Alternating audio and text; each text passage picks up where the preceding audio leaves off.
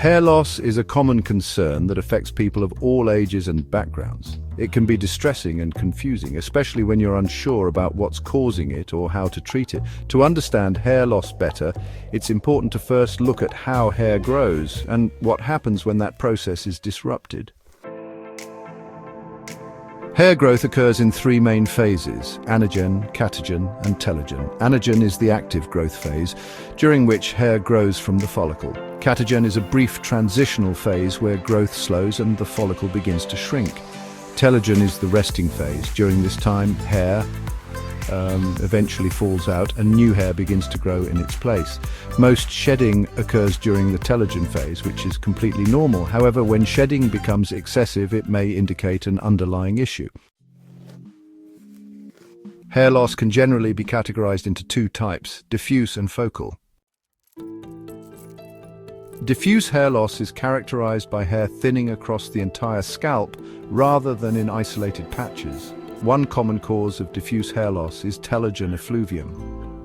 This condition often occurs in response to a physical or psychological stressor such as illness, surgery, childbirth, or intense emotional stress. Individuals with telogen effluvium often notice hair coming out in clumps, especially during brushing or washing. Fortunately, the condition is usually self-limiting. Once the stressor is removed or resolved, hair typically begins to regrow within 2 to 6 months. Another form of diffuse hair loss is anagen effluvium, which primarily affects hairs in the growth phase. This is most commonly seen in people undergoing chemotherapy or other treatments involving toxic substances. Since these agents attack rapidly dividing cells, hair follicles are often affected. Hair loss tends to be more abrupt and dramatic, but in many cases, hair will grow back after treatment ends. Focal hair loss appears in distinct patches or patterns on the scalp. One example is alopecia areata, an autoimmune condition where the body attacks its own hair follicles. This can result in small, round patches of hair loss, often accompanied by broken hairs and visible black dots on the scalp. Treatment usually involves topical or injectable steroids to reduce inflammation and encourage hair regrowth. Androgenetic alopecia, also known as pattern baldness, is another common type of focal hair loss. It is hormonally driven and affects both men and women. In men, it typically presents as receding hairlines and thinning at the crown. In women, hair thinning usually occurs at the vertex, while the frontal hairline is often preserved. Treatment often includes minoxidil, a topical medication that can slow hair loss and promote regrowth.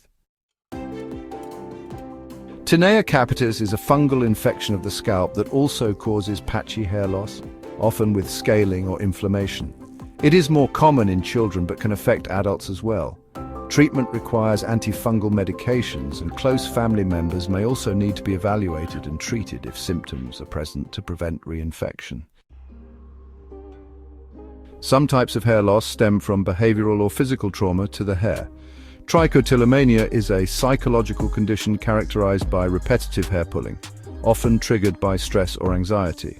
Hair loss in trichotillomania typically follows a frontoparietal pattern, and diagnosis can be challenging if the individual is not open about the behavior.